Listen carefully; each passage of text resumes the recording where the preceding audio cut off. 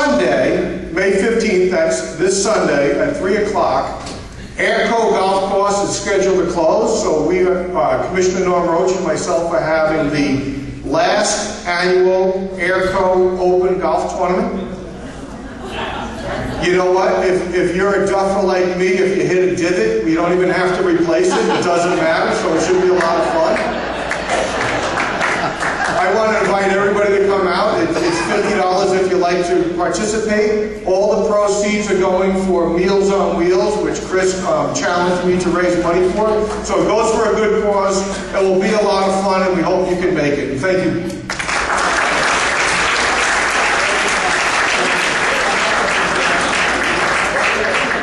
And also I'd like to introduce to you Nick DeSigley, the Vice Chairman of the Ivory Club, that he is going to give us an announcement about the next meeting. Nick?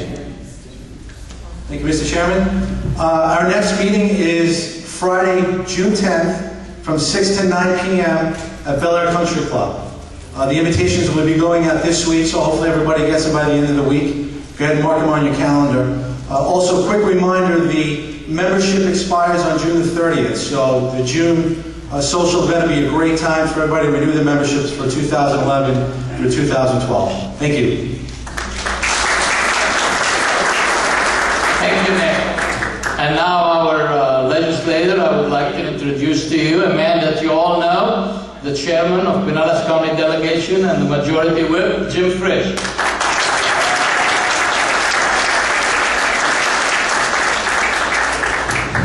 Thank you, Mr. Chairman. I finally have a little bit of voice back from the last week of session. It was an outstanding session, and you have every reason to be incredibly proud of your legislative delegation. We didn't get every single thing we wanted, but the agenda we went to Tallahassee with as a Republican Party, we delivered on a large percentage of it. And when you, if you ever have to try to get 160 people to agree on something, you understand how difficult that can be because everybody wants their version. But we agreed on a huge portion of the agenda that we went up there with, and it was a very broad and very ambitious agenda. I think the St. Pete Times called it radical, and some other words that just confirmed to me that we were on the right track.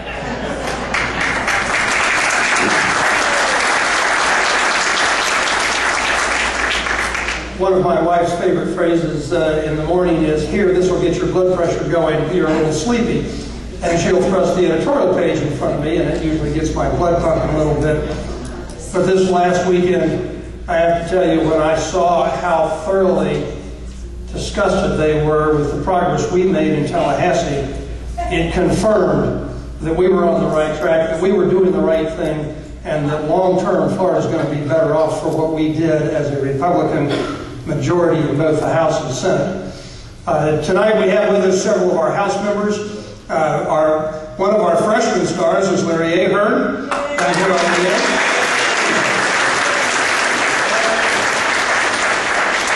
And two of our more senior members with me, Representative Ed Hooper and Representative Peter Nair. Now, Jeff Brandis isn't here tonight, but Jeff is a little unique in our delegation. He's young enough to have a newborn at home, so he gets a pass for tonight. He also had an excellent session. But one of the guys that I think you all can be very, very proud of is one of your freshman members, Larry Ahern. Freshmen frequently go to Tallahassee, and it's a steep learning curve for anybody. But when you haven't had any background in government, you've just been a small businessman who's made ends meet, who's provided jobs, paid taxes.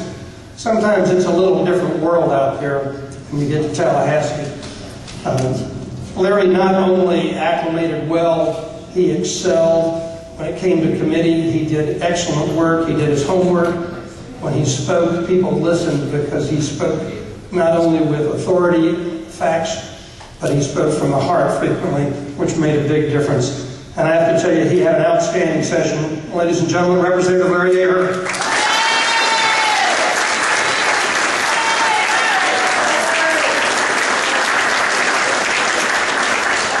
Wow, it's great to be back and super to be with all of you tonight. And you're right, when you wake up on Sunday morning here finally and you look in your newspaper and you find out, according to one of the columnists in the St. Pete, that this was in the running for one of the worst sessions ever, you know you did something right. You just knew it.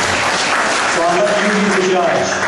And I'll just run through quickly some of the things that happened, and then you can decide at the end if this is something that speaks to your heart and minds.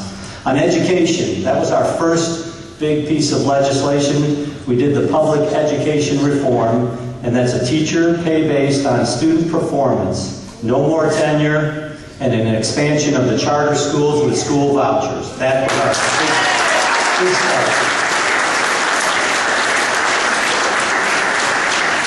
On taxes, we did a reduction in the corporate income tax for some small businesses, a reduction in non-homestead property tax.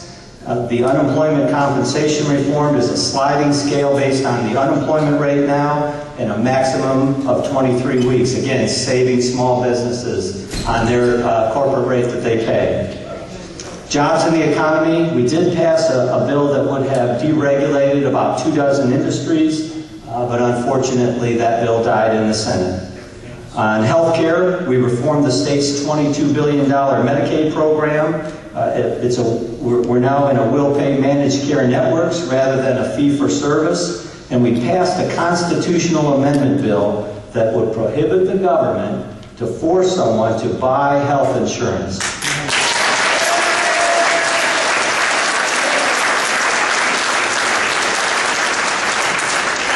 That was the one that the Florida Supreme Court removed from the ballot last year, by the way, just so you remember. I'm sure you did. On the public employee pension reform, all we ask the public employees to do, and what all the other states have been doing, is get a little skin in the game, and that's to contribute 3% of their salary towards their pension.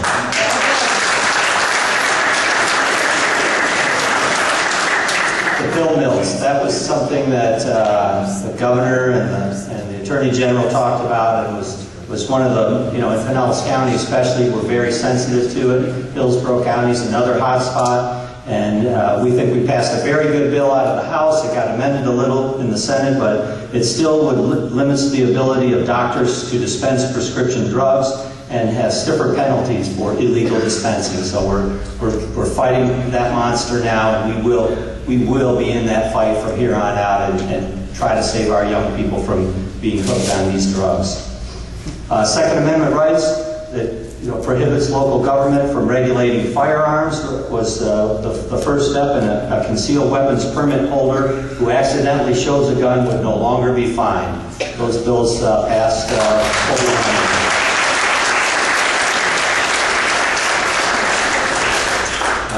And JJ talked about how important family is, and this class of legislators took it on themselves to pass, and we got 5 of 6 strong pro-life bills, including ultrasound, parental notification, and the Choose Life license plate money will now be distributed properly to the people that need it most to facilitate adoptions and help pregnant women take their babies to terms now and become part of this great country called the United States of America.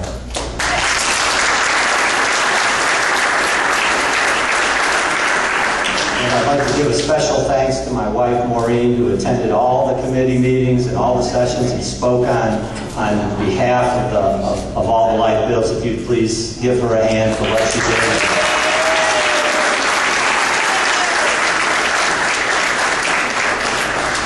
And then I'll just close with the growth management laws that we repealed. By doing what we said we would do, returning it to the local municipalities where the city managers and planners who are capable. That's what they're hired for. They're public employees. They're handling these things. And I would never ever refer to them as a columnist did as Festus or Jim Bob. Please give us a break. Thank you all very much. It's been a real pleasure to serve.